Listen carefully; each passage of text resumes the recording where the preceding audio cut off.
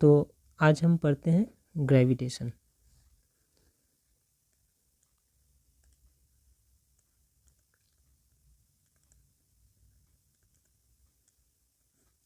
तो ये ग्रेविटेशन शुरू ही करेंगे न्यूटन्स लॉ ऑफ ग्रेविटेशन से, जहाँ पर बोल रहे हैं कि एक बॉडी है जिसका मास m1 है, एक और बॉडी है जिसका मास m2 है, और ये दोनों बॉडी के बीच में डिस्टेंस जो है वो r है।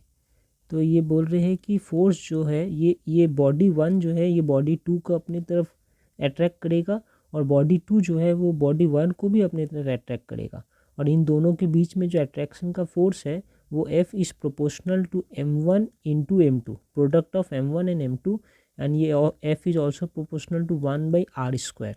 अगर मैं दोनों को एक साथ लिखूं तो F is proportional to m1 into m2/r²। और ये अगर प्रोपोर्शनलिटी कांस्टेंट लगा कर ये प्रोपोर्शनल साइन हटा दूं तो F is equals to G m1 m2/r², where G क्या है, ये एक प्रोपोर्शनलिटी कांस्टेंट है जिसे हम कहते हैं यूनिवर्सल ग्रेविटेशनल कांस्टेंट। ठीक है, इसका एक वैल्यू भी है, वो है 6.67 into 10⁻11 Newton metre square kg-2। अब ये इतना बड़ा भरकम कहाँ से आ गया? वेरी सिंपल, मैं इसको ऐसे भी लिख सकता हूँ क्या, G is equals to F r² m1 m2 लिख सकता हूँ। तो ये F का यूनिट क्या होता है? F का यूनिट है न्यूटन, ये r² का यूनिट क्या है, मीटर स्क्वायर, और नीचे में जो मास है इसका यूनिट क्या है, kg, तो kg²। तो यही हो गया ना ये। तो G का यूनिट है Newton metre square by kg², और G का जो डायमेंशन है वो होगा, देखिए फोर्स का डायमेंशन क्या होता है, मास इंटू एक्सेलरेशन। तो मैं लिखता हूँ मास, और एक्सेलरेशन के लिए length per unit time square. तो ये हो गया फोर्स का डायमेंशन। ठीक है, इसके साथ में R का डायमेंशन क्या होगा, L², 2 बार लेंथ है, divided by mass m1 m2 का डायमेंशन क्या होगा, m²। ओके, अगर मैं इसे फिर से लिखूं तो ऐसे लिख सकता हूँ m⁻⁻1 L⁻3 और t⁻²। तो ये रहा इसका डायमेंशन। ठीक है, अच्छा, और एक बात है कि अगर मैं ये पकड़ूँ कि ये मान लीजिए मेरा मास ऑफ अर्थ है और ये है मेरा mass of moon, capital M से ही लिखते हैं मास ऑफ मून। ठीक है, और इनके बीच का डिस्टेंस जो है वो है DEM, मतलब अर्थ और मून का डिस्टेंस। तो कितने फोर्स से मून को अर्थ अपने तरफ या अर्थ को मून अपने तरफ अट्रैक्ट कर रहा है, वो मिलेगा F equals to G capital ME capital MM divided by DEM²। Simple सी बात है, हमने जस्ट ग्रेविटेशनल लॉ लगाया है। सिमिलरली अगर सन की बात हो जाए, सन और अर्थ के बीच के डिस्टेंस का और उनके मास का, तो GMS ये मास ऑफ सन है into mass of earth divided by distance between sun and earth का स्क्वायर। तो सिंपल सी बात है, ये हर जगह ही एप्लीकेबल होता है। अब अगर आ जाते हैं कि ग्रेविटेशनल अट्रैक्शन ऑफ अर्थ, कि अर्थ किसी भी बॉडी पे कितना ग्रेविटेशन अट्रैक्शन लगा सकता है एज पर न्यूटन्स ये वाले law of gravitational, Newton's law of gravitation. So gravitational attraction of earth का ग्रेविटेशनल अट्रैक्शन किसी भी बॉडी पे, तो मैं पकड़ लेता हूँ कि ये है अर्थ का पूरा शेप साइज, और इसका पूरा मास जो है वो कैपिटल M है, जो ये इसके सेंटर में स्थित है। ओके, और एक बॉडी है छोटा सा जो अर्थ के सरफेस पे रखा है, इस बॉडी का मास है स्मॉल m, ये लेकिन अर्थ के सरफेस पे रखा है। अब ये दोनों के बीच का डिस्टेंस क्या होगा, ऑब्वियस सी बात है, दोनों का बीच का डिस्टेंस होगा कैपिटल R है रेडियस ऑफ द अर्थ। ठीक है, तो अब लॉ ऑफ ग्रेविटेशनल अट्रैक्शन लगाकर क्या निकाल सकते हैं कि ये छोटा मास m को अर्थ अपने तरफ कितने फोर्स से खींच रहा है। तो that is equals to F is equals to G capital M small m by r²। इस फोर्स से ये इसे अपने तरफ खींच रहा है। ठीक है, ये ग्रेविटेशनल लॉ से आया। और एक है ना Newton second law of motion, उसमें से पता चलता है कि force is equals to mass into acceleration, ठीक है ना। अब ये मास तो ठीक है, लेकिन जैसे हम जानते हैं कि एक बॉडी है जिसका मास m है, तो वो नीचे की तरफ अर्थ की ग्रेविटी के कारण नीचे की तरफ अट्रैक्ट होता है, और कितना फोर्स से अट्रैक्ट होता है, वो मास इंटू जी होता है, where G is the acceleration due to gravity. तो यहाँ भी ये जो मास है ये अर्थ के सरफेस भी रखा है और ये अर्थ की तरफ ही अट्रैक्ट हो रहा है, तो इस पर भी तो ये m इंटू जी अप्लाई होना ही चाहिए। तो यहाँ भी हम लिख सकते हैं कि ये मास जो है वो अर्थ के सेंटर के तरफ F इंटू जी फोर्स के द्वारा सेंटर की तरफ अट्रैक्ट हो रहा है। तो ये फोर्स का एक्सप्रेशन जो मास पे, इस छोटे मास पे लग रहा है एज पर न्यूटन्स लॉ ऑफ ग्रेविटेशन, और ये फोर्स का एक्सप्रेशन जो इस मास पे लग रहा है एज पर Newton second law of motion. Okay, अब दोनों ही फोर्स एक ही मास पर लग रहा है और दोनों ही फोर्स सेम है, तो मैं लिख सकता हूँ mg is equals to G capital M small m by R square. Okay, यहाँ से मैं ये m और ये m काट दिया, तो मैं लिख सकता हूँ g is equals to capital G capital M by R square. तो ये एक रिलेशन मिल गया मुझे स्मॉल g और कैपिटल G के बीच में। ये बहुत वाइटल है from exam point of view, और ये रिलेशन बहुत जगह यूज होगा अलग अलग एक्सप्रेशन निकालने में। एग्जाम के लिए भी ये डेरिवेशन इंपॉर्टेंट है, बहुत सिंपल है। जस्ट मैंने क्या किया है, ग्रेविटेशन फोर्स वाला फॉर्मूला और Newton second law of motion वाला फॉर्मूला दोनों को रखकर इक्वेट कर दिया है। ओके, अब ये मास जो है अर्थ का कैपिटल M, इसे हम ऐसे भी लिख सकते हैं ना, हमें पता है कि मास क्या होता है, वॉल्यूम इनटू डेंसिटी। तो अर्थ का वॉल्यूम पकड़ लेते हैं रो, डेंसिटी पकड़ लेते हैं रो, और वॉल्यूम क्या होगा, वॉल्यूम ऑफ स्फीयर पता है जिसका रेडियस कैपिटल R होता है, तो उस स्फीयर का वॉल्यूम होता है 4/3 पाई r क्यूब। तो ये हो गया, ये एक्सप्रेशन हो गया मास ऑफ द अर्थ। तो मैं इस कैपिटल M की जगह ये पूरा चीज़ भी लिख सकता हूँ। तो इन डैट केस क्या होगा, g is equals to G capital G, ये 4/3 pi r cube rho divided by R square. अब ये आर स्क्वायर और ये r कट गया, तो क्या होगा, g is equals to 4/3 pi G R rho. तो जस्ट ये एक अलग तरीका है जी को फिर से लिखने का। यहाँ एक बात मेंशन करने वाली है, ये चाहे ये वाला एक्सप्रेशन लीजिए या ये एक्सप्रेशन लीजिए, आप देखिए कि इस दोनों एक्सप्रेशन में कहीं भी स्मॉल m मेंशन नहीं है। इसका मतलब कि ये एक्सेलरेशन ड्यू टू ग्रेविटी जो है, या अर्थ किसी भी ऑब्जेक्ट को अपने तरफ जो खींच रहा है, किस स्पीड से या किस एक्सेलरेशन से वो ऑब्जेक्ट अर्थ की तरफ अट्रैक्ट हो रहा है, वो m पे डिपेंड ही नहीं करता है। मतलब इसको कहने का ये है कि चाहे एक छोटा सा बॉक्स हो जिसका मास बहुत छोटा है, मान लीजिए कि 1 kg मास है, इसका मास का तो यूनिट kg होता है ना, तो 1 kg मास है, या एक बड़ा सा ट्रक हो जिसका मास मान लीजिए कि 1000 kg है। दोनों ही चीज़ अर्थ के तरफ, अर्थ के सेंटर के तरफ एक ही एक्सेलरेशन ड्यू टू ग्रेविटी से गिरेगा, चाहे वो ट्रक हो या एक छोटा सा मास 1 kg हो, दोनों ही अर्थ के सरफेस की तरफ या towards the centre of the अर्थ कह सकते हैं, एक ही एक्सेलरेशन से गिरेगा, जो है acceleration due to gravity small g। क्योंकि इसमें स्मॉल m जो है वो मेंशन ही नहीं है, तो ये एक्सेलरेशन किस पे डिपेंड करता है, ये भी एक जानने वाली बात है कि ये एक्सेलरेशन डिपेंड करता है कैपिटल M पे और r पे। इसका मतलब कि अगर मैं अर्थ के एक्सेलरेशन ड्यू टू ग्रेविटी की बात करूं, तो वो अर्थ के मास और अर्थ के रेडियस पर डिपेंड करता है। अगर मैं मून की एक्सेलरेशन ड्यू टू ग्रेविटी की बात करूं, तो ये मून के मास और मून के रेडियस पर डिपेंड करता है। अगर मैं जुपिटर की बात करूं, तो जुपिटर की मास और जुपिटर के रेडियस पर डिपेंड करता है। तो इससे पता ही चल रहा है ना कि मून का मास कम है और मून का रेडियस भी कम है। तो इसलिए यहाँ से देख सकते हैं जितना मास कम होगा उतना एक्सेलरेशन ड्यू टू ग्रेविटी भी कम हो जाएगा, क्योंकि ऊपर में है, डायरेक्टली प्रोपोर्शनल है, और जितना रेडियस कम होगा उतना एक्सेलरेशन ड्यू टू ग्रेविटी बढ़ेगा। तो ये सब फैक्टर्स यूज होते हैं हमें जब मैं मून का या अर्थ का या जुपिटर के एक्सेलरेशन ड्यू टू ग्रेविटी की बात करता हूँ। ओके, तो ये याद रखने वाली बात है कि जी का जो वैल्यू है वो स्मॉल m पे डिपेंड नहीं करता है, स्मॉल m पे डिपेंड नहीं करता है, लेकिन कैपिटल M और कैपिटल R पे डिपेंड करता है। ओके,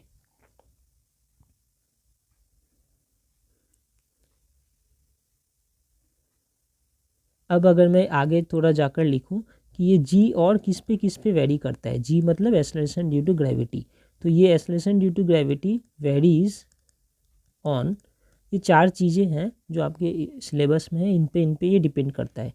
नंबर 1 ऑल्टीट्यूड, तो एक्सेलरेशन ड्यू टू ग्रेविटी जो है वो ऑल्टीट्यूड पे डिपेंड करता है। मतलब कि मैं अर्थ के सरफेस से अगर ऊपर की तरफ जाऊँ, ये पकड़ लेता हूँ मेरा अर्थ का सरफेस है, ठीक है, और ये सेंटर है कहीं एम, तो मैं अगर अर्थ के सरफेस से ऊपर की तरफ जाऊँ तो इसे ऑल्टीट्यूड कहते हैं, ठीक है। तो जैसे जैसे ऑल्टीट्यूड चेंज होगा, ऊपर बढ़ेगा, जी कमता ही है, ठीक है। मैं लिखता हूँ कि ऑल्टीट्यूड पे कैसे डिपेंड करता है कि जैसे जैसे मेरा ऑल्टीट्यूड बढ़ेगा, ठीक है, ऑल्टीट्यूड अगर बढ़ा तो मेरा जो जी है वो डिक्रीज ही होगा। और कैसे डिक्रीज होगा, ये यहाँ पर इन्वर्सली प्रोपोर्शनल है, जी इज़ प्रोपोर्शनल टू 1/r²। जैसे जैसे मैं आर मेरा बढ़ता जाएगा, जी जो है घटता ही जाएगा, ठीक है। और इसका उल्टा भी होता है कि अगर मेरा ऑल्टीट्यूड घटता गया तो जी बढ़ता जाएगा। तो ये एक रिलेशन है, हमें डिराइव करेंगे बाद में। फिर ऑल्टीट्यूड के बाद ये डेप्थ पे भी डिपेंड करता है जी का वैल्यू। जैसे जैसे मैं ये अर्थ के सरफेस से नीचे की तरफ जाऊंगा वैसे वैसे मेरा जी भी घटता जाएगा। तो जैसे जैसे डेप्थ बढ़ेगा वैसे वैसे क्या है, डेप्थ बढ़ा मतलब रेडियस कमा, आर कमा, जो स्मॉल आर की मैं बात कर रहा हूँ वो कमा। तो जैसे जैसे डेप्थ बढ़ा स्मॉल आर कमा, और वैसे वैसे एक्सेलरेशन ड्यू टू ग्रेविटी भी कमा। तो अंदर की तरफ अर्थ के सरफेस के अंदर की तरफ मैं लिख सकता हूँ कि जी इज़ प्रोपोर्शनल टू आर, ठीक है। जैसे जैसे आर कम रहा है जी भी कम रहा है, ठीक है। और ऊपर की तरफ लिख सकता हूँ कि जी इज़ प्रोपोर्शनल टू r², जैसे जैसे मेरा r² बढ़ रहा है जी कम रहा है। इससे पता चल रहा है ना कि जी जो है सरफेस पे ही सबसे ज़्यादा है, चाहे मैं ऊपर की तरफ जाऊँ तब भी जी कमता है, और मैं सरफेस से नीचे की तरफ जाऊँ तब भी जी कमता है। बस कमने का जो स्टाइल है वो अलग अलग है। अगर मैं नीचे की तरफ जाऊँ तो जी रेडियस से डायरेक्टली प्रोपोर्शनल कम रहा है, और मैं ऊपर की तरफ जाऊँ तो ये इन्वर्सली प्रोपोर्शनल कम रहा है। इसका एक ग्राफ भी है बुक में, जो ऐसे लिख सकते हैं कि अगर इस सरफेस डायरेक्शन में मेरा डिस्टेंस है, ये है मान लीजिए मेरा surface of the earth, radius यहाँ, और ये है मेरा जी, ठीक। तो ऐसा है कि from the centre of the अर्थ जब तक मैं सरफेस पे आता हूँ तब तक ये डायरेक्टली प्रोपोर्शनल है जी और आर के ऊपर, और ऐसे ऐसा बढ़ता ही जा रहा है। आर यहाँ लिख सकते हैं, ये आर है। और जैसे ही सरफेस से भी ऊपर जाता हूँ तो फिर जी घटने लगता है और ऐसा शेप लेता है। इस जगह पे जी इज प्रोपोर्शनल टू 1/r² है, ठीक है। अब ये कैसे है हम लोग अभी थोड़ी देर में देखेंगे। तो ये हुआ इसका नॉर्मल ग्राफ। और 2 चीज़ पे जी डिपेंड करता है। नंबर 3 ये डिपेंड करता है रोटेशन ऑफ अर्थ पे, और तीसरी चीज़ ये डिपेंड करता है, यहाँ लिख देता हूँ, ये डिपेंड करता है शेप ऑफ द अर्थ पे, ठीक है। अब रोटेशन ऑफ अर्थ पे कैसे डिपेंड करता है, जस्ट जानने वाली बात है, इसे जानकर रख लीजिए कि रोटेशन अगर इंक्रीज होगा, मतलब अर्थ अगर ज़्यादा स्पीड में घूमेगा तो इसका एक्सेलरेशन ड्यू टू ग्रेविटी जो है वो कम हो जाएगा। और अगर रोटेशन बढ़ जाएगा, अर्थ का इस रोटेशन का स्पीड बढ़ गया तो एक्सेलरेशन ड्यू टू ग्रेविटी जो है वो भी बढ़ जाएगा। लेकिन ये बढ़ना कमना ये सब चीज़ जो है ये किस पे एप्लीकेबल नहीं है, नॉट एप्लीकेबल टू पोल। तो ये एक्सेप्ट पोल होता है, हमारा अर्थ में पोल्स है ना, ऊपर नॉर्थ पोल नीचे साउथ पोल, एक्सेप्ट पोल्स। क्योंकि पोल्स पे ऐसा है कि चाहे अर्थ रोटेट करे या ना करे, अर्थ अगर पूरा थम भी जाए या और भी ज़्यादा स्पीड में रोटेट करे, पोल का जी कभी चेंज नहीं होता है। बाकी पोल छोड़कर अर्थ का जितना भी लोकेशन है वहाँ पर अगर रोटेशन बढ़ता है तो जी घटेगा, और रोटेशन घटता है तो जी बढ़ेगा। इतना ही जानना ठीक है, क्यों है कैसे है वो ज़रूरत नहीं है। शेप ऑफ द अर्थ, अब यहाँ पर देखिए जी तो हमने यहीं पे डिराइव किया था ऊपर में ही, जी इज इक्वल्स टू m/r²। इसका मतलब क्या है कि जितना रेडियस अर्थ का अगर बढ़ गया तो जी कम जाएगा, और रेडियस कम गया तो जी बढ़ जाएगा। तो हमें पता है ना कि अर्थ तो सर्कल नहीं है, थोड़ा ऐसा चपटा सा है। तो ये पोल के पास जो रेडियस है अर्थ का वो rp पकड़ते हैं, वो छोटा होता है, और जो इक्वेटर रीजन पे रेडियस है उसे re पकड़ते हैं, वो बड़ा होता है।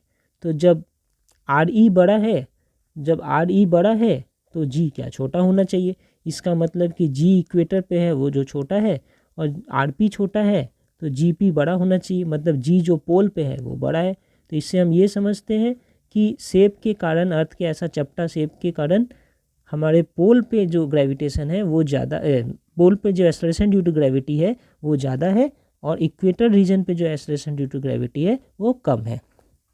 ओके, अब आते हैं कि ये ऑल्टीट्यूड पे कैसे डिपेंड करता है, और ये वाला जो रिलेशन है कि जी इन्वर्सली प्रोपोर्शनल टू 1/r, ये कैसे आ रहा है ऑल्टीट्यूड।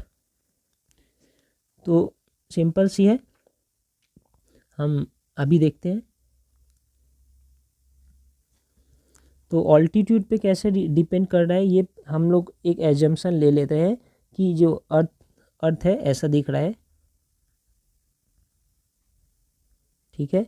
इसका पूरा मास यहाँ सेंटर पे स्थित है कैपिटल एम, और अर्थ का जो रेडियस है वो यहाँ से यहाँ तक हमें पता है कैपिटल आर। और मैं पकड़ता हूँ कि हमारा मास जो है वो अर्थ के सरफेस से इतना ऊपर, एच हाइट ऊपर है, ये जो हाइट है ये एच है, तो यहाँ पर मेरा मास एम स्थित है, ठीक है। साथ में ये भी पकड़ लेते हैं कि सरफेस के ऊपर एक्सेलरेशन ड्यू टू ग्रेविटी जो है जी, वो जी है, और ये हाइट पे जाने से जी का वैल्यू चेंज होकर जी डैश बन गया है। हम तो यही पढ़ रहे हैं ना कि हाइट के ऊपर जी का कैसे वैल्यू चेंज होगा, तो सरफेस पे पकड़ रहे हैं कि वैल्यू जी है, और हाइट पे एज्यूम कर रहे हैं कि वैल्यू जी डैश है। अब ये जी डैश का ही मुझे एक्सप्रेशन निकालना है इन टर्म्स ऑफ जी, कि सरफेस की तुलना में हाइट पे जाने पे जी डैश कैसे चेंज हो रहा है। तो सीधी सी बात है, वही काम करना है, एक ग्रेविटेशन वाला लॉ लगाना है एक तरफ, और एक तरफ न्यूटन्स का सेकंड लॉ लगाना है, सेकंड लॉ ऑफ मोशन। तो ग्रेविटेशन वाला लॉ क्या बोल रहा है कि ये मास कितने फोर्स से अट्रैक्ट होगा ये कैपिटल एम की तरफ, तो ये है G capital M small m by distance क्या है R plus H whole square, तो ये हो गया इनका। और अगर न्यूटन सेकेंड लॉ लगाऊं तो एफ इज इक्वल्स टू, ये F is equals to M into G dash, क्योंकि यहाँ पर acceleration due to gravity G dash ही है, तो एम इंटू जी डैश। अब कुछ नहीं, इसे रिलेट करना है, M G dash equals to G capital M small m by R plus H whole square. इसमें से अगर ये जी और ये जी काट देता हूँ तो बच रहा है G dash is equals to G capital M by R plus H whole square, ठीक है। ये हो गया हमारा जी का रिलेशन। मैंने बोला था ना, अर्थ के सरफेस से अगर ऊपर जाऊंगा तो जी जो है वो रेडियस के इन्वर्सली प्रोपोर्शनल है, यहीं पर लिखा था मैंने थोड़ी देर पहले, ये कि अर्थ के सरफेस से ऊपर जाता हूँ तो जी जो है वो डिस्टेंस का इन्वर्सली प्रोपोर्शनल है। तो ये रहा यहाँ से यहाँ का डिस्टेंस नीचे, और ये जी डैश जो है वो इसके इन्वर्सली प्रोपोर्शनल, नीचे में होल स्क्वायर है R plus H whole square. तो यहाँ से ये आता है कि जब मैं ऊपर जाऊँगा तो ये इन्वर्सली प्रोपोर्शनल रिलेशन देगा, और इसलिए सरफेस ऑफ द अर्थ से जब मैं ऊपर की तरफ जा रहा हूँ तो जी इस स्टाइल में नीचे कम रहा है। ओके, अब ये तो रहा मेरा नया जी डैश। पुराना जी जो सरफेस पे है उसका वैल्यू तो हमें पहले ही पता है कि G equals to capital G capital M by R square, ये तो जानते ही हम। अब इन दोनों को डिवाइड करेंगे तो एक रिलेशन आएगा जी डैश बाई जी, मतलब नया जी डिवाइडेड बाई, इस हाइट पे जो जी है वो डिवाइडेड बाई सरफेस पे जो जी है। अब इनका क्या रिलेशन है, सीधी सी बात है, ये डिवाइड बाई ये, तो यहाँ लिख सकता हूँ G M by R plus H whole square divided by G M plus R square, ठीक है।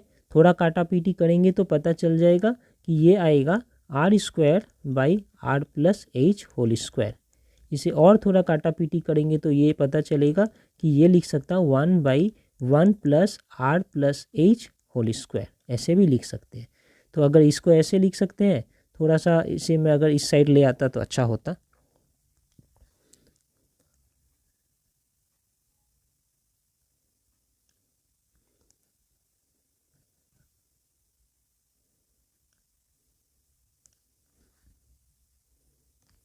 ठीक है, तो अच्छा ये आर स्क्वायर का ये आर चला गया इधर से, सॉरी, और ये आर नहीं होगा, तो ऐसे लिख सकते हैं।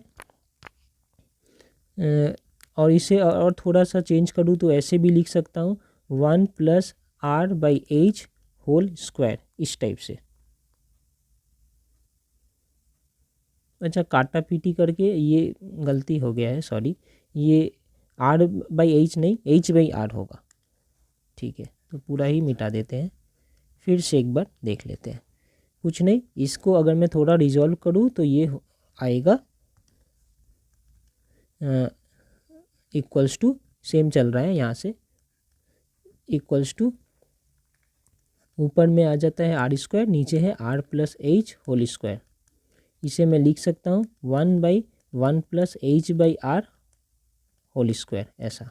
जिसे मैं फिर लिख सकता हूँ 1 + H/R टू दी पावर -2। और जिसे मैं फिर लिख सकता हूँ, अगर ये H का value if H is much less then R, मतलब ये जो हाइट है ये अर्थ के रेडियस के कंपेरिजन में बहुत छोटा है, तो मैं लिख सकता हूँ इसी को, that if H is less then R, तब ये लिख सकते हैं 1 - 2H/R। ये मतलब ये वाला जो टर्म है ये बन जाएगा अगर H is much less then R। तो मैं अब लिख सकता हूँ ना, G'/G क्या रिलेशन है, 1 - 2H/R। ओके, ठीक है। और इसे अच्छे से और लिख सकता हूँ ऐसे, G' = G 1 - 2H/R। तो ये रहा मेरा एक वाइटल रिलेशन। ठीक है, तो अगर मैं इस रिलेशन में देखूँ कि मैं ये H का वैल्यू पुट करके देखूँ कि if H is equals to 0, मतलब मैं हाइट से ऊपर, ये सरफेस ऊपर गया ही नहीं, मैं सरफेस पे ही रह गया, तो H 0 है। तो H अगर 0 है तो मेरा G' क्या होगा, देखिए यहाँ पर अगर मैं 0 पुट करूँ तो ये पूरा टर्म 0 होता है, 1 - 0 फिर 1 हो जाता है, तो G' = G। इसका मतलब कि अगर मैं हाइट पे नहीं गया तो ये G' जो है G के ही इक्वल रहेगा, कुछ अलग नहीं होगा। इसका मतलब हमने अच्छा डिराइव किया है, वेरी गुड। अब डेप्थ पे देख लेते हैं कैसे चेंज होता है, ये भी बहुत इजी है, थोड़ा समझने वाली बात है बस। तो इसके लिए ये एज्यूम करते हैं सबसे पहले कि ये है मेरा सरफेस ऑफ द अर्थ, बड़ा सा, ठीक है, जिसका सारा मास इस सेंटर M पे स्थित है। ओके, और इसका जो रेडियस है यहाँ से यहाँ तक वो है कैपिटल R एज यूजुअल। अब मैं ये सरफेस से D डेप्थ नीचे आ गया यहाँ, ठीक है, और मेरा मास अब यहाँ रखा हुआ है, ये मास M जो है वो यहाँ रखा हुआ है। अगर मैं यहाँ से एक सर्कल टाइप का बनाऊँ तो ये हो गया इसका सर्कल, डी डेप्थ वाला एक स्फीयर बन गया। ठीक है, तो अब इसका के कितना डायमीटर है, तो इसका जो सॉरी रेडियस, अब ये रेडियस है R-D, ये रेडियस है। ठीक है, तो और अब मैं मास की बात करूँ तो पहले जब मास की बात कर रहा था तो ये पूरा अर्थ ही था मास, इधर ही देख लीजिए एक बार। अभी जब मैं यहाँ मास की बात कर रहा था M, तो ये पूरे अर्थ का मास ही कंसीडर हो रहा था, लेकिन यहाँ पर जब मैं मास की बात करूँगा तो ये पूरे अर्थ का मास कंसीडर नहीं करूँगा, मैं सिर्फ इस डॉटेड रीजन के मास का कंसीडरेशन करूँगा, वही कैपिटल M बनेगा और वही इस स्मॉल m पर अट्रैक्शन लगाएगा। इसके ऊपर की जो मिट्टी है, जो अर्थ है, वो इस m पे कोई अट्रैक्शन नहीं लगा सकता।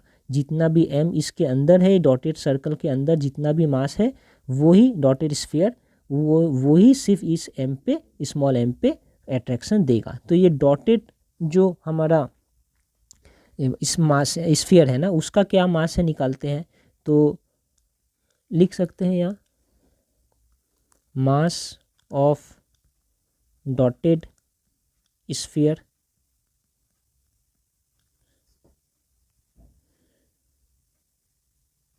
डॉटेड स्फीयर, ठीक है ना। डॉटेड स्फीयर क्या होगा, मास होता है डेंसिटी इनटू वॉल्यूम। अब डेंसिटी तो रो है और वॉल्यूम क्या होगा, एक ऐसा स्फीयर जिसका रेडियस है R-D, तो उसका वॉल्यूम क्या होगा 4/3 पाई R-D होल क्यूब। तो ये हो गया टोटल मास एक तरफ अर्थ वाले का, और दूसरे तरफ क्या मास है, दूसरे तरफ हमारा मास है स्मॉल m। तो ये है अर्थ वाला मास जो कैपिटल M का काम कर रहा है यहाँ पर, और दूसरे तरफ स्मॉल m, और उनके बीच का डिस्टेंस क्या है R-D। तो ये सब जानकर क्या मैं इस पे ग्रेविटेशनल फोर्स का इक्वेशन लगा सकता हूँ, तो आंसर है yes, F will be equals to capital G, ये वाला m जो है rho 4/3 pi r minus D whole cube into ये वाला m छोटा m डिवाइडेड बाई उनके बीच का डिस्टेंस जो ये है होल स्क्वायर। इसे थोड़ा अच्छे से लिखूं तो ये वाला और ये कट सकता है, तो ये हो जाएगा 4/3 पाई जी रो r माइनस डी m। ये हो गया फोर्स ऑफ एट्रैक्शन, जिससे ये छोटा मास अर्थ के सेंटर की तरफ अट्रैक्ट हो रहा है। जैसे यहाँ पर हमने कंसीडर किया था कि सरफेस पे एक्सेलरेशन ड्यू टू ग्रेविटी जी है और इस हाइट पे जी डैश बन जा रहा है, यहाँ भी कंसीडर कर लेता हूँ कि सरफेस पे जी है और इस डेप्थ में जाकर वो जी डैश बन जा रहा है। ठीक है, तो फिर मैं लिख सकता हूँ कि न्यूटन सेकेंड लॉ वाले से that F will be equals to M G dash, इस जगह पे एम इंटू जी डैश। अब दोनों को इक्वेट करेंगे तो लिख सकता हूँ कि M G dash is equals to 4/3 pi G rho capital R minus small r into M small D into M. यहाँ से ये एम और ये एम कट जाता है, तो हमारा जी डैश का एक्सप्रेशन आ गया। अब G dash is equals to 4/3 pi G rho R minus D, बस इतना। अब देखिए ये जी डैश जो है किस पे डिपेंड कर रहा है, आर माइनस डी मतलब डिस्टेंस पे, और ये डायरेक्टली डिपेंड कर रहा है, ऊपर में न्यूमरेटर में लिखा है। यही बात मैं यहाँ पर कहना चाह रहा था कि जब अगर अर्थ के अंदर जाएंगे, देखिए अर्थ के सरफेस के अंदर जाएंगे तो हमारा जो जी है वो डायरेक्टली प्रोपोर्शनल हो जाएगा distance from the centre of the अर्थ। तो जैसे जैसे मैं अर्थ के अंदर जा रहा हूँ जो distance from the centre of the earth है वो घट रहा है, इसलिए radial acceleration due to gravity भी घट रहा है। ये घटते घटते जब मैं सेंटर में चला जाऊँगा तो एक्सेलरेशन ड्यू टू ग्रेविटी वहाँ जीरो हो जाएगा। कैसे जीरो हो जाएगा यहीं पर देख लेते हैं कि अगर मैं यहाँ पर एक काम करूँ कि ये पकड़ लेता हूँ कि डी जो है ना, डी इतना मैं अंदर गया अर्थ का कि पूरा ही अंदर चला गया, मतलब डी इक्वल्स टू आर, इतना डेप्थ में चला गया। तो यहीं पे आप D equals to R put करके देखिए, ये टर्म जीरो हो जाएगा। तो if D equals to R then मेरा जी डैश भी जीरो है। इससे ये पता चलता है कि acceleration due to gravity at centre of earth क्या होता है, जीरो होता है। ठीक है, और यहाँ पर अगर मैं d इक्वल्स टू जीरो पकड़ लूँ, या इसका क्या मतलब हुआ कि मैं डेप्थ में गया ही नहीं, मैं सरफेस पे ही बैठा रह गया। तो वहाँ पे क्या होगा, d इक्वल्स टू जीरो पकड़ लूँ तो ये टोटल टर्म हो जाएगा 4/3 पाई जी रो आर। और ये 4/3 पाई जी रो आर जो है ये कुछ नहीं है, ये हमारा g है। यहाँ पर हम लोग ने डिराइव किया है ना, g जो है equals to 4/3 pi rho G R. मतलब कि अगर मैं डेप्थ में नहीं गया, सरफेस पे ही रह गया, तो उस केस में हमारा जो जी डैश है वो इक्वल्स टू जी होगा। ठीक है, अब मैं ऐसे भी देख लेता हूँ कि जी जो सरफेस पे है वो हमें पता है 4/3 अभी दिखा है ना, 4/3 पाई जी रो आर ये होता है। तो इनके बीच का रिलेशन क्या आएगा, दोनों को डिवाइड करूँगा, 4/3 pi G rho R minus D divided by 4/3 pi G rho R. ये जी ये रो ये यो कट गया, क्या बचा, R minus D by R, जिसे मैं थोड़ा अच्छे से 1 माइनस डी बाई आर भी लिख सकता हूँ। तो ये रिलेशन बन गया G dash equals to G 1 minus D by R. ये एक रिलेशन है जब मैं डेप्थ में जा रहा हूँ। यहाँ भी आप अगर ये देखेंगे कि d का वैल्यू r पुट करेंगे तो ये g मेरा जो है वो जीरो बन जाएगा, g डैश। और जब d की वैल्यू जब आप यहाँ जीरो पुट करेंगे तो g डैश जो है वो बन जाएगा g। तो ये रिलेशन यहाँ भी ट्रू है। तो अब हमें सिर्फ ये जानना है कि जब मैं अर्थ के सरफेस के अंदर जा रहा हूँ, तो अब ज़्यादा नहीं, बस दो ही रिलेशन याद रखना है कि ऐसा G dash is equals to G 1 minus 2h by R अगर मैं हाइट पे जाऊँ अर्थ के सरफेस से ऊपर, और अर्थ के नीचे जाऊँ तो G equals to G 1 minus D by R. दोनों ही केस में देख रहे हैं कि ये जी का वैल्यू जो है वो कम होगा, और लेकिन एक फर्स्ट केस में ये directly inversely proportional 1 by R square के हम लोग ने देखा है, यहाँ पर ये इन्वर्सली प्रोपोर्शनल है ऐसा। और ऊपर वाले केस में जब अर्थ के अंदर जाएंगे तो ये डायरेक्टली प्रोपोर्शनल है। ओके, अब हम एक नया टर्म सीख रहे हैं यहाँ पर जिसे कहता है ग्रेविटेशनल फील्ड। ग्रेविटेशनल फील्ड ये क्या है? कुछ नहीं, हमने पढ़ा कि दो मास है, एक m1 एक m2, दोनों एक दूसरे को अट्रैक्ट करते हैं। इसका मतलब है कि m1 के आसपास कुछ तो एक रीजन तैयार हो जाता है, जिस रीजन में अगर ये m2 आए तो m1 उसे अट्रैक्ट कर ले। सिमिलरली मैं यहाँ पे पकड़ता हूँ कि एक मेरा मास है, उसे मैं पकड़ लेता हूँ m।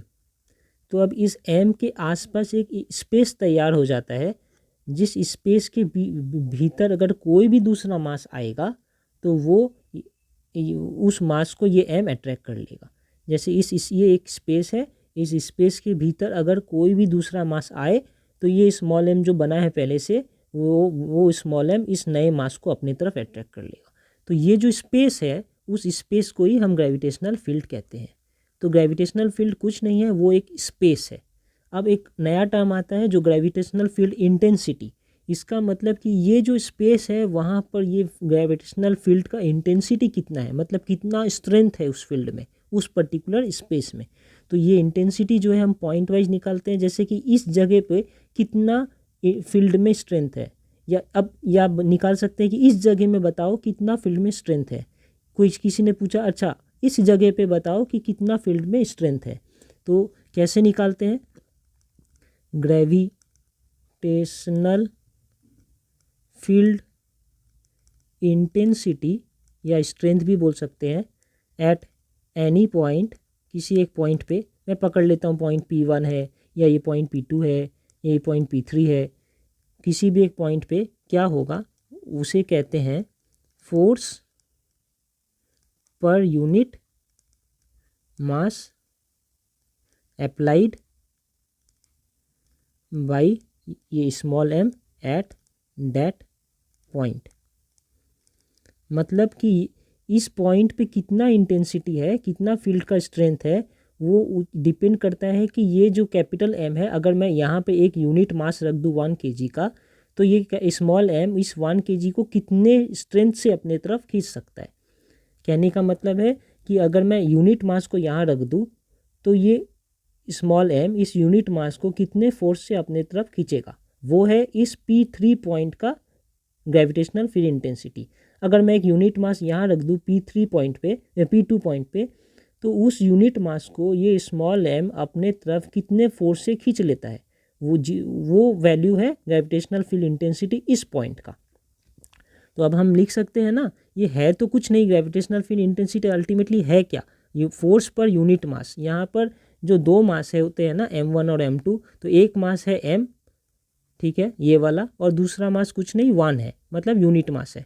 अब इनके बीच का फोर्स निकालना है, वही है gravitational field intensity at any point.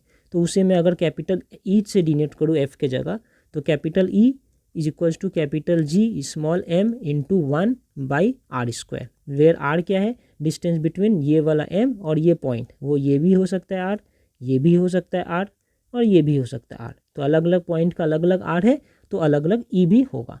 तो इसे मैं लिख सकता हूँ E is equals to, E मतलब gravitational field intensity at any point is equals to G के small m by r square. ये हो गया हमारा रिलेशन। इसका यूनिट जो है, यूनिट क्या है इसका यूनिट, क्योंकि ये फोर्स पर यूनिट मास है तो यूनिट भी न्यूटन पर मीटर होगा, kg होगा यूनिट मास। और एक और बात कि फोर्स हमें जानते हैं ना, फोर्स होता है मास इंटू एक्सेलरेशन, और ये तो फोर्स पर यूनिट मास है, मतलब फोर्स बाई मास, मतलब फोर्स बाई मास, मतलब मास कट गया, ये एक्सेलरेशन। तो ये एक टाइप का एक्सेलरेशन का ही बच गया। तो इसे मैं ये भी लिख सकता हूँ, इसका यूनिट न्यूटन पर kg है और मीटर पर सेकेंड स्क्वायर, एक्सेलरेशन वाला यूनिट भी है इसका, या न्यूटन पर kg यूनिट भी है। अब डायमेंशन की बात करूँ तो इसका डायमेंशन होगा एक्सेलरेशन का ही डायमेंशन, m0 L⁻⁴ T⁻⁻², ये है इसका डायमेंशन। ओके, अब बात करते हैं ग्रेविटेशनल पोटेंशियल एनर्जी की। ये भी बहुत इजी है। ग्रेविटेशनल पोटेंशियल एनर्जी समझने की बात है। ये एक एनर्जी है जो पोटेंशियल एनर्जी है, पोटेंशियल एनर्जी मतलब बॉडी में स्टोर रहेगा, और ग्रेविटेशनल पोटेंशियल एनर्जी है मतलब ऐसा पोटेंशियल एनर्जी जो ग्रेविटी के कारण बॉडी में स्टोर रहेगा। कहने का मतलब ये है कि मैं पकड़ता हूँ कि मेरा एक मास है कैपिटल एम, इस मास के नज़दीक जस्ट कांटेक्ट में एक दूसरा मास है स्मॉल एम। ठीक है, ठीक है। अब इस स्मॉल एम को अगर मैं यहाँ से इस स्मॉल एम को अगर मैं यहाँ से खींचकर यहाँ से खींचकर अगर मैं इस तरफ ले जाऊँ, स्मॉल एम को यहाँ से खींचकर अगर मैं ऐसे ले जाऊँ, तो इनके बीच का तो अट्रैक्शन है, तो अट्रैक्शन की वजह से जब मैं खींच रहा हूँ मुझे अपने तरफ से कुछ काम करना पड़ेगा, तब इसे मैं खींचकर इसके अगेंस्ट, फोर्स ऑफ अट्रैक्शन के अगेंस्ट मैं यहाँ लेकर आऊँगा, और इस हाल में इसमें एक एनर्जी स्टोर हो जाएगा जिसे ही मैं ग्रेविटेशनल पोटेंशियल एनर्जी कहता हूँ। और जैसे ही मैं इसे छोड़ दूंगा, ये फिर अपने वो स्टोर्ड एनर्जी को खर्च करके यहाँ से आएगा, निकलेगा और इस पर जाके फिर चिपक जाएगा। तो समझने वाली बात है कि एक जग स्प्रिंग के जैसा ये या रबर बैंड के जैसा काम कर रहा है, ये इसके संग कांटेक्ट में है, मैं अपना एनर्जी वर्क कर रहा हूँ, अपना एनर्जी खर्च करके इसे टान कर यहाँ लेकर आ रहा हूँ, और जब छोड़ दूंगा तो ये यहाँ चला जाएगा। तो जिस हाल में जब इसे मैं टान कर यहाँ रख दिया हूँ तो इसके अंदर एक ग्रेविटेशनल पोटेंशियल एनर्जी स्टोर हो गया है। तो इसे एज्यूम कर सकते हैं कि फ़िलहाल ये जो स्मॉल एम है ये कैपिटल एम से r1 डिस्टेंस पे है। ठीक है, और मेरा काम है इसे r1 डिस्टेंस से खींच कर r2 डिस्टेंस पे ले आना। ठीक है, इसका मतलब कि यहाँ से ये r1 है और यहाँ से ये r2 है, ये r1 है और ये r2 है।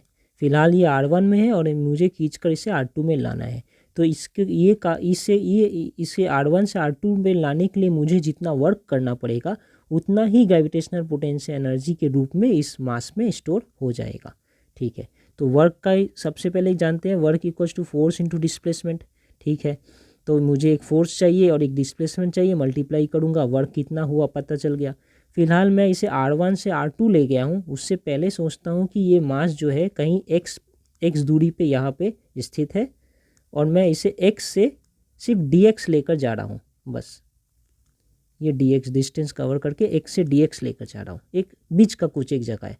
r1 से r2 तो ले ही जाऊँगा, लेकिन फ़िलहाल मैं इसे x से dx तक ही लेकर जा रहा हूँ। तो अगर ये x पे है तो इसका फोर्स क्या होगा, कैपिटल M, ये सॉरी एक g होगा पहले, तो capital G capital M small m by x square, ये फोर्स है। और डिस्प्लेसमेंट क्या है, बस x से dx लेकर गया, छोटा सा डिस्प्लेसमेंट। तो वर्क क्या होगा, छोटा सा डिस्प्लेसमेंट के लिए छोटा सा work done equals to force into छोटा सा डिस्प्लेसमेंट dx। तो मैं इसे ऐसे भी लिख सकता हूँ कि dw इक्वल्स टू फोर्स, और ये वाला फोर्स को मतलब मैं g लिख दिया, capital M small m by x square dx। ठीक है, इसे मैं अगर इंटीग्रेट करूँ तो ऐसा लिख सकता हूँ, इसका इंटीग्रेशन और इसका भी इंटीग्रेशन। लेकिन अब ये x का इंटीग्रेशन कहाँ होगा, मैं क्या इसे x से dx ले जाना चाहता हूँ, नहीं, मैं इसे r1 से r2 तक ले जाना चाहता हूँ। तो ये रेंज जो है r1 से r2 तक का दे देते हैं। तो ये dw का इंटीग्रेशन w हो जाता है, और इसमें capital G capital M small m constant है, ये होगा integration dx by x square, range है r1 से r2 तक। अब ये हमें पता होना चाहिए कि integration of one, just one second, integration of 1 by x square dx ये होता है -1 बाई एक्स।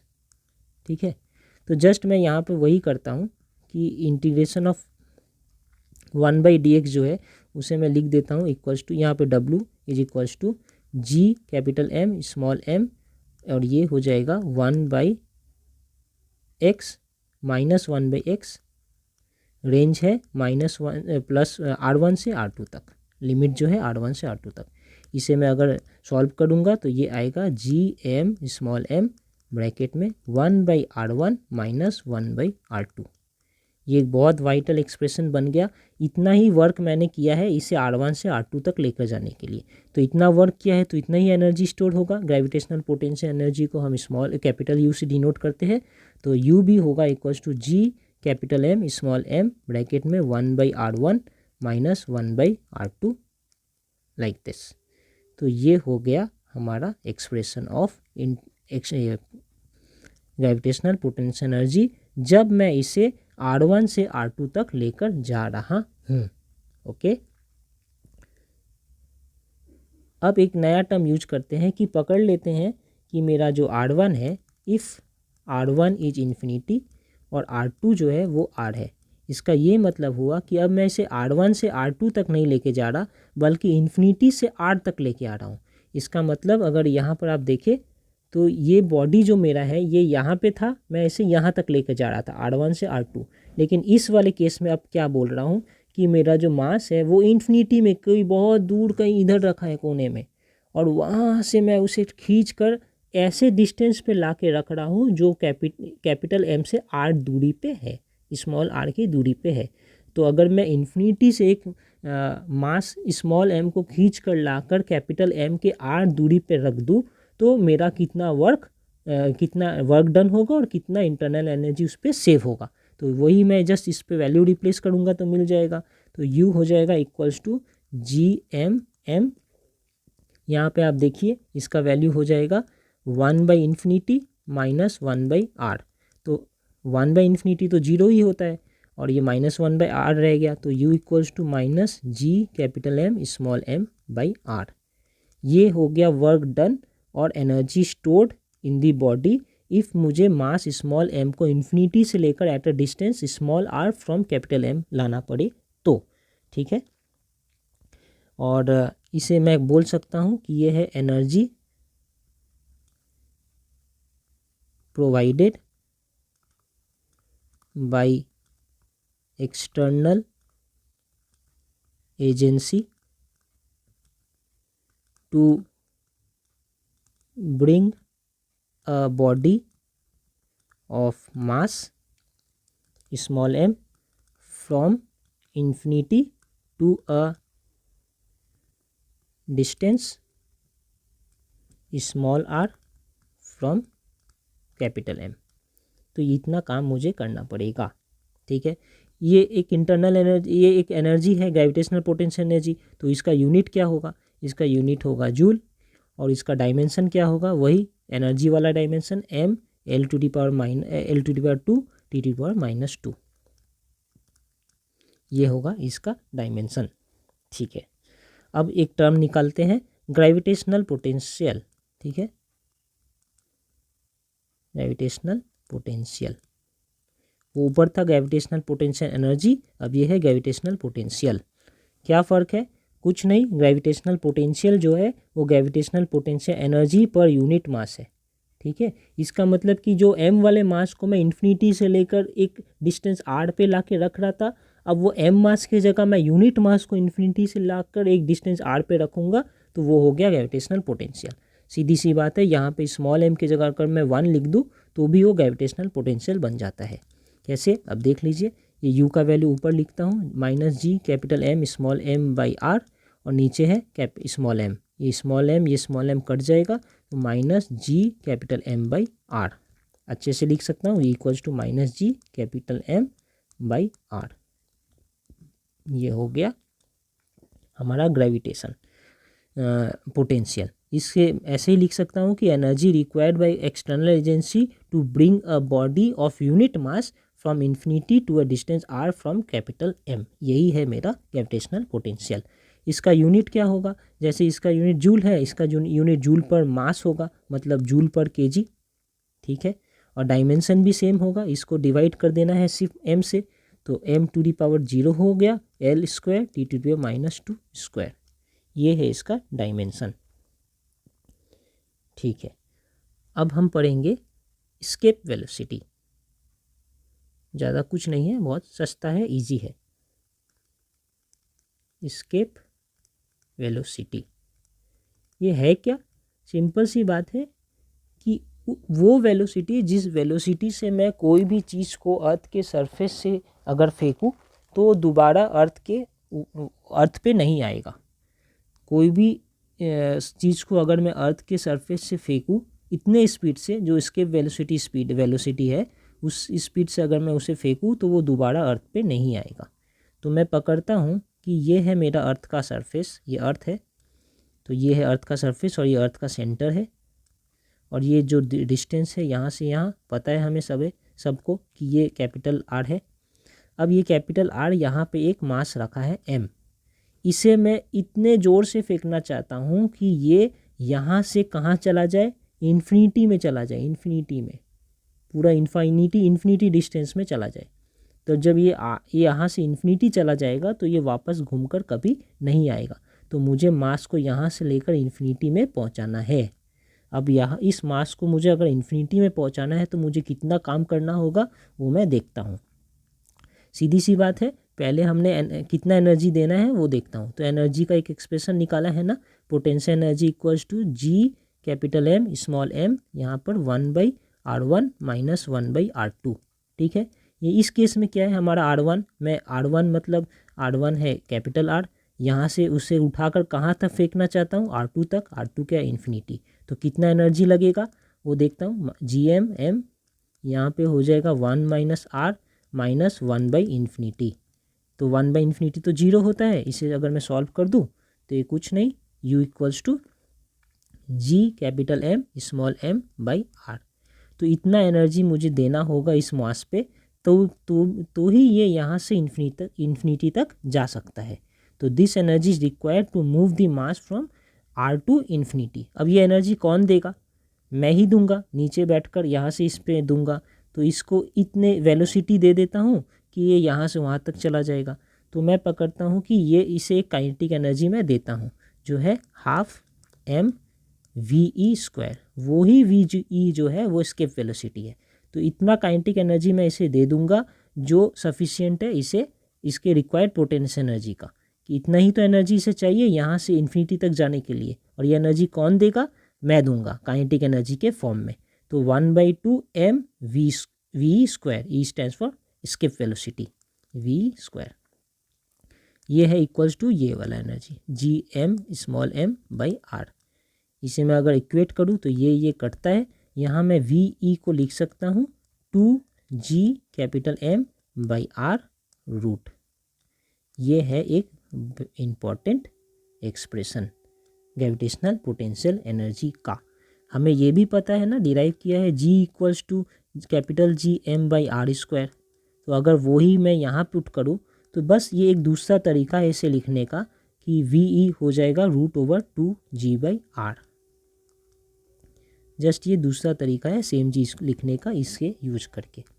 ठीक है, और यहाँ पर कुछ जानने वाली बात है, नोट ये है कि आप ऑब्जर्व करो कि यहाँ पे जो ग्रेविटेशनल पोटेंशियल ये वी ई है या एस्केप वेलोसिटी, ये हमारे एम पे डिपेंड ही नहीं कर रहा।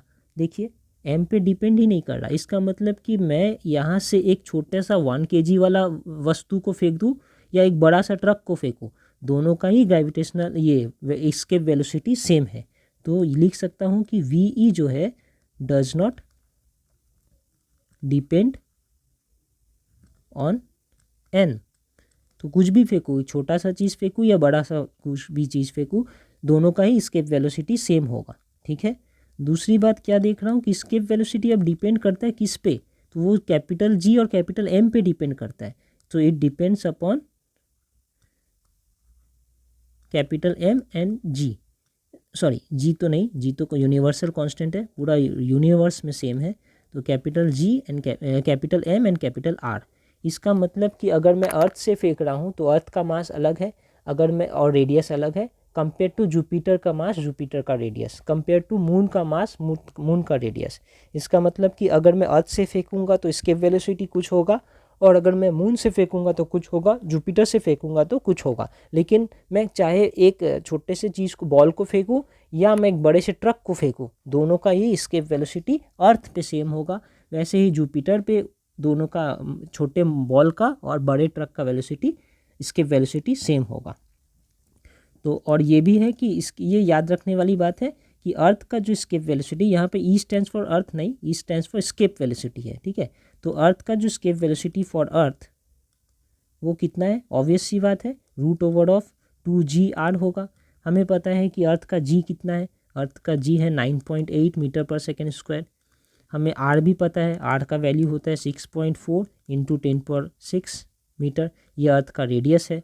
तो अगर ये मैं दोनों पुट करूँगा तो यहाँ पे एक वैल्यू आ जाएगा और उसे सॉल्व करके देखूँगा कि ये आ रहा है 11.2 इंटू 10⁻³ मीटर पर सेकेंड। मतलब कि इतने स्पीड से अगर मैं अर्थ के सरफेस से कुछ भी फेंकूँ, एक बॉल को फेंकूँ या एक बड़े ट्रक को फेंक दूँ, ठीक है, उनका एस्केप वेलोसिटी अर्थ का इतना ही है। ओके, अब हम पढ़ते हैं केपलर्स लॉ।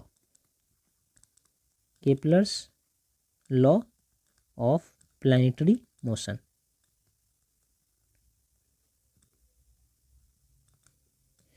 ये यहाँ पर हमें 3 लॉ जानना है, इसमें एक्सप्लेन करने वाली कुछ बात नहीं है। ये लॉ को आप हो सके तो याद कर लीजिए, इन एग्ज़ाम में आएगा तो उसे वैसे ही लिख देना है, जस्ट लॉ का स्टेटमेंट। एक लॉ ऑफ ऑर्बिट होता है, एक लॉ ऑफ एरिया होता है और एक लॉ ऑफ टाइम होता है। इस लॉ ऑफ टाइम में एक एक्सप्रेशन है जो मैं बता देता हूँ। लॉ ऑफ टाइम में एक एक्सप्रेशन है जो T² is proportional to R²। इसका मतलब है कि ये मान लीजिए मेरा सेंटर है या सन है, पकड़ लेते हैं, और ये है मेरा कोई एक प्लैनेट, मान लीजिए अर्थ है। तो यहाँ पर ये बोल रहे हैं कि ये अर्थ को पूरा एक रोटेशन लगाने में जो टाइम लगता है उसे मैं कहता हूँ T, ठीक है। और ये अर्थ से ये सन का जो डिस्टेंस है उसे मैं पकड़ लेता हूँ R।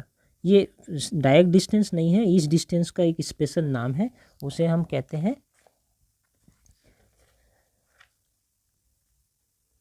सेमी मेजर एक्सिस, ठीक है ना। तो semi major axis, semi major होता है इलिप्टिकल्स का होता है सेमी मेजर एक्सिस। आप इसे सेंटर भी पकड़ सकते हैं, इसे आप आर ही पर ही पकड़ सकते हैं, कोई दिक्कत नहीं है कि ये सर्कल में घूम रहा है और यहाँ सेंटर से ये रेडियस जो है वो आर है, ठीक है। तो आर रेडियस बनाकर अर्थ जो है सन के चारों तरफ घूम रहा है।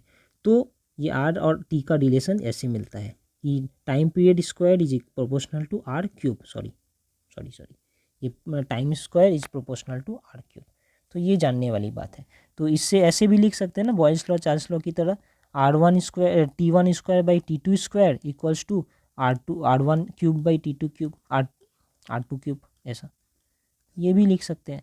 तो इस रेशियो से मैं एक या दो प्लैनेट के बीच में क्या टाइम पीरियड है, क्या रेडियस का रेशियो है, ये सब निकाल सकते हैं। छोटा मोटा न्यूमेरिकल यहाँ से आ सकता है। ओके, अब नेक्स्ट हम पढ़ेंगे एक टॉपिक जिसका नाम है ऑर्बिटल वेलोसिटी, और बीटल भी बोल सकते हैं, ऑर्बिटल वेलोसिटी। ये क्या चीज़ है? ये है कि अगर कोई सैटेलाइट या कोई भी चीज़ अर्थ के चारों तरफ घूमना चाहता है तो उसे मिनिमम कितने स्पीड से घूमना ही पड़ेगा, तभी वो अर्थ के चारों तरफ घूम सकता है, नहीं तो वो गिरकर अर्थ पे आ जाएगा। तो जैसे कोई भी सैटेलाइट हम यहाँ से भेजते हैं जो अर्थ के चारों तरफ मून के जैसे मून अर्थ के चारों तरफ घूमता है, वैसे ही वो सैटेलाइट भी अर्थ के चारों तरफ घूमता रहेगा। तो उसका कुछ स्पीड होगा जिस स्पीड से वो रोटेशन करेगा अर्थ के चारों तरफ, वही स्पीड को ऑर्बिटल स्पीड कहते हैं। तो देखते हैं यहाँ पे क्या हो रहा है। ये पकड़ते हैं कि ये हमारा अर्थ है, ऑब्वियस सा है, इसका मास सेंटर में स्थित है कैपिटल M, और ये रेडियस जो है अर्थ का वो है कैपिटल R, ठीक है। अब ये पकड़ते हैं कि जो सैटेलाइट है ये अर्थ के सरफेस से एक h हाइट ऊपर रखा है, मतलब घूम रहा है, और ये सैटेलाइट का मास है M। अब ये सैटेलाइट का जो ऑर्बिट होगा वो इस टाइप का कुछ होगा, इस ऑर्बिट पे वो सैटेलाइट घूम रहा है, ठीक है ना। ये ऑर्बिट पे ये सैटेलाइट घूम रहा है ऐसे, तो ये ऑर्बिट पे घूम रहा है और इसका जो ये वेलोसिटी है यही है ऑर्बिटल वेलोसिटी। तो इस वेलोसिटी से ये ऐसे ऐसे कर कर घूम रहा है अर्थ के चारों ओर, ठीक है। ओके, तो अब मैं यहाँ पे क्या लगाऊंगा, सेम चीज़ लगाऊंगा पहले कि ये मास को अर्थ अट्रैक्ट कर रहा है अपनी तरफ ऐसा, और ये मास जो है इसे गोल गोल घूमने के लिए भी तो एक सेंट्रीपिटल फोर्स चाहिए। ये मास सीधा क्यों ना भाग जाए और ऐसा गोल गोल क्यों घूमे? कोई भी मास अगर गोल गोल घूम रहा है और सीधा नहीं भाग जा रहा, इसका एक ही कारण है कि इस पर कोई सेंट्रीपिटल फोर्स लग रहा है कॉन्टीन्यूसली सेंटर की तरफ। तो उसे सेंटीपिटल फोर्स कहते हैं, तभी ये गोल गोल घूम सकता है। अगर ये फोर्स लगना बंद हो गया तो ऐसे उछल कर सीधा चला जाएगा। तो वो जो सेंटीपिटल फोर्स है इसे गोल गोल घूमने के लिए, वो सेंटीपिटल फोर्स इस मास को कौन प्रोवाइड कर रहा है, ये force of attraction between the earth and ये बॉडी जो है एम, वो ही प्रोवाइड कर रहा है सेंटीपिटल फोर्स। तो वो दोनों फोर्स एक दूसरे के इक्वल होना चाहिए। तो देखते हैं, यहाँ पे लिखते हैं ग्रेविटेशनल फोर्स क्या होगा। ग्रेविटेशनल फोर्स एफ होगा equals to capital G capital M small m by R square. R क्या है, यहाँ से यहाँ तक का टोटल डिस्टेंस है R plus H whole square. Very good. और यहाँ पे सेंटीपिटल फोर्स, सेंटीपिटल फोर्स का हमें पता है कि वो होता है एफ सी, अगर लिख देता हूँ एफ सी, तो वो होता है M V square by R. तो एम हो गया मास, वी स्क्वायर हो गया जिससे ये घूम रहा है, बाई आर, आर है इनका डिस्टेंस, वो है आर प्लस एच।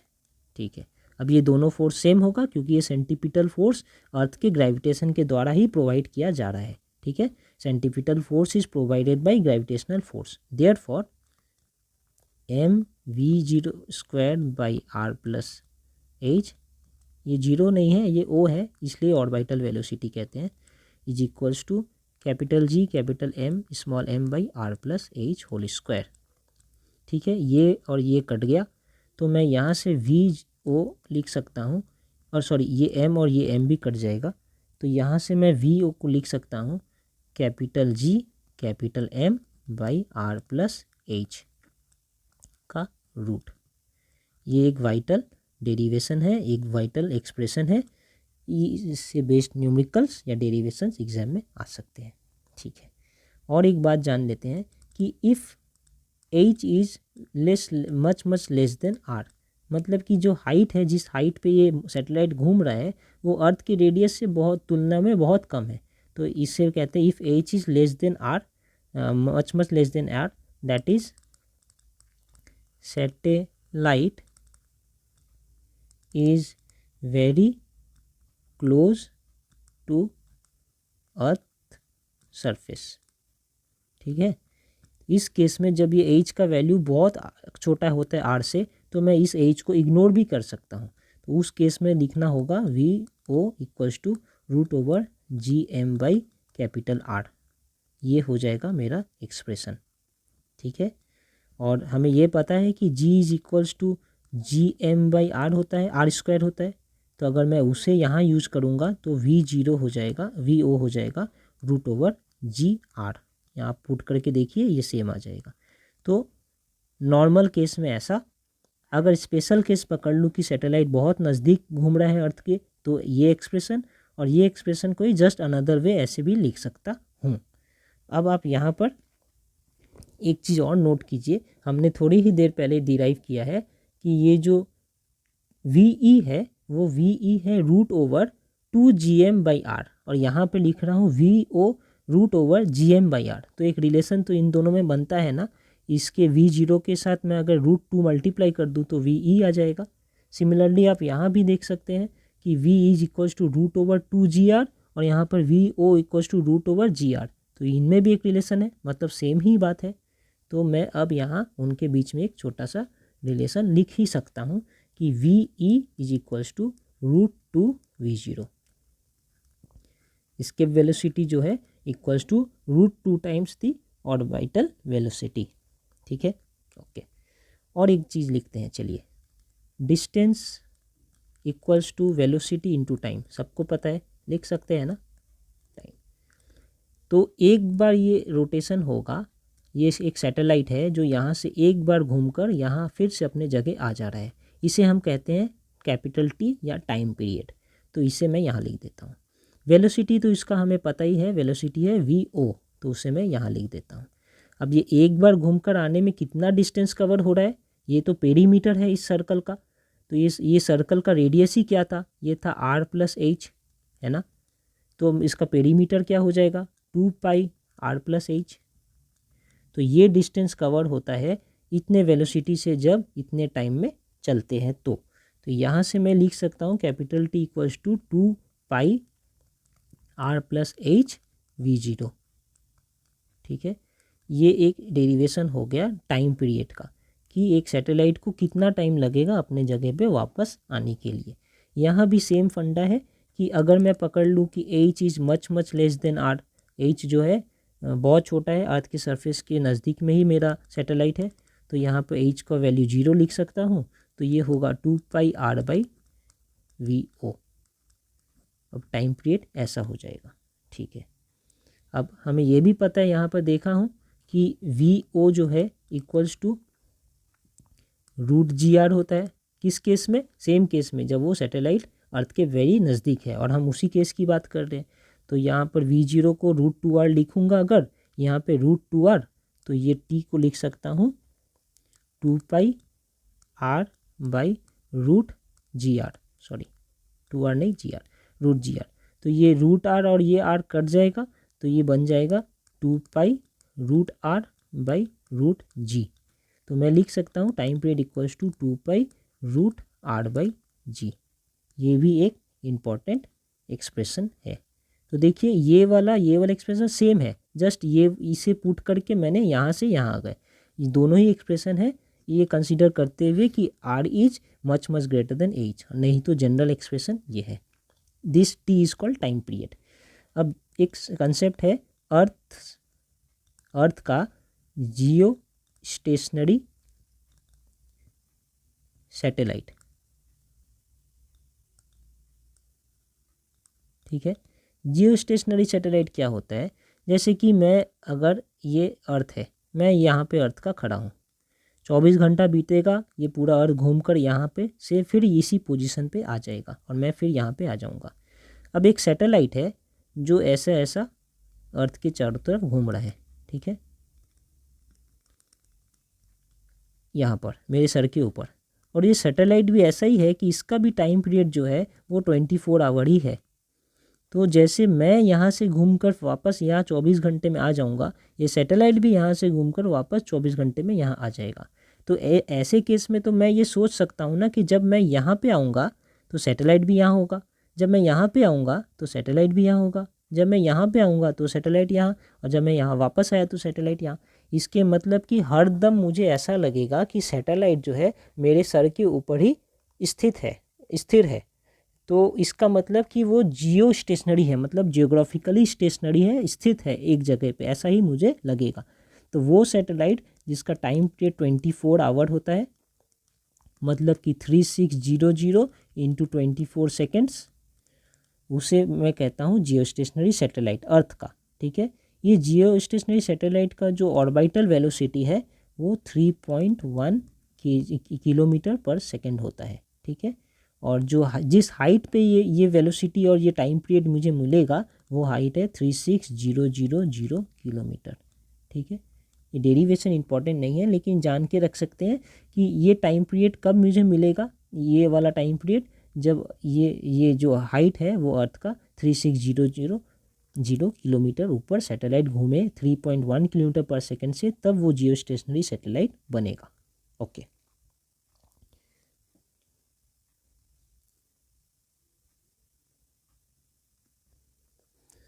अब एक टर्म जान लेते हैं, total energy of artificial satellite. Total energy of artificial satellite. क्या मतलब हुआ कि एक आर्टिफिशियल सैटेलाइट है, ये अर्थ है,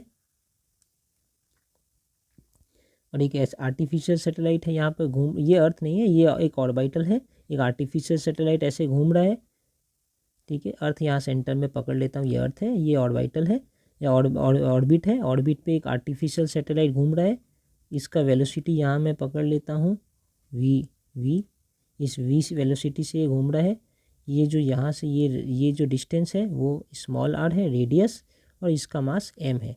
ठीक है, तो सेंटीपिटल फोर्स जो चाहिए ऐसे घूमने के लिए वो है mv²/r, पता है।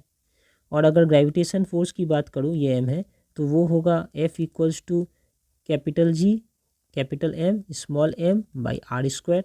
अब ये दोनों ही फोर्स इक्वल होना चाहिए, तो mv²/r equals to capital G capital M m/r²। यहाँ से ये m और ये r और एक छोटा r कट जाएगा, तो मुझे मिलेगा v² इक्वल्स टू gm/r। ठीक है, तो क्या मैं हाफ mv² को लिख सकता हूँ 1/2 mg कैपिटल M/r। इसका मतलब कि g capital M small m/2r। तो ये हो गया मेरा काइनेटिक एनर्जी। ये काइनेटिक एनर्जी है किसका, ये सैटेलाइट का जो ऐसे ऐसे गोल गोल घूम रहा है उसका काइनेटिक एनर्जी मैं ऐसे लिख सकता हूँ हाफ mv²। v² तो पता है, वो पुट करके ये आ गया काइनेटिक एनर्जी। और पोटेंशियल एनर्जी U तो मुझे पहले ही से पता है कि वो होता है -g capital M small m/r। हमने डिराइव भी किया है कुछ देर पहले कि अगर इन्फिनिटी से मैं एक मास m को खींच कर उठाकर कैपिटल M के r डिस्टेंस पे लाके रखता हूँ तो मुझे इतना एनर्जी खर्च करना पड़ेगा। ये हो गया, तो ये काइनेटिक एनर्जी और पोटेंशियल एनर्जी। तो टोटल एनर्जी जो है equals to summation of kinetic energy plus potential energy. तो -g capital M small m/r और ये वाला kinetic energy g capital M small m/2r is equals to, इसे सॉल्व करेंगे तो कुछ नहीं, ये मिलेगा capital G capital M small m/r 2r। तो टोटल काइनेटिक एनर्जी क्या हो गया, total kinetic energy is equals to -gmm/2r। ये भी एक याद रखने वाली और जानने वाली बात है। अब चाहे ये पूरे सब्जेक्ट में कुछ पढ़िए, ये टॉपिक में कुछ पढ़िए मत पढ़िए, ये वेटलेसनेस ज़रूर पढ़ लीजिए। नहीं समझ आता है तो याद भी कर सकते हैं, लेकिन ये important exam point of view के लिए बहुत बहुत बहुत इम्पॉर्टेंट है। क्या है, ये मेरा अर्थ है। अर्थ के सेंटर पे क्या है, मास है मेरा। Very good. अब ये एक सैटेलाइट है, ऑर्बिट, ये सैटेलाइट का ऑर्बिट है। इस ऑर्बिट के ऊपर ही मेरा सैटेलाइट घूमेगा। Very good. यहाँ पे है वो सैटेलाइट। तो इस सैटेलाइट के अंदर एक ह्यूमन बीइंग भी है। तो एक ह्यूमन बीइंग अगर कहीं खड़ा है, हमें पता है ना, तो वो अर्थ की तरफ अट्रैक्ट होगा बाई फोर्स mg। और ये अगर किसी सरफेस पे खड़ा है तो इस पर एक नॉर्मल फोर्स भी लगेगा, नॉर्मल की तरफ। ठीक है, तो एक फोर्स ऊपर की तरफ, एक फोर्स नीचे की तरफ। तो यहाँ भी एक फोर्स ऊपर की तरफ, एक आदमी जो सैटेलाइट के अंदर है, और एक फोर्स नीचे की तरफ। इनका समेशन क्या है, तो यहाँ पे नेट फोर्स मान लीजिए नीचे की तरफ है, तो नेट डाउनवर्ड फोर्स कितना लग रहा है, वो है mg - n। ठीक है, ये फोर्स नीचे की तरफ लग रहा है।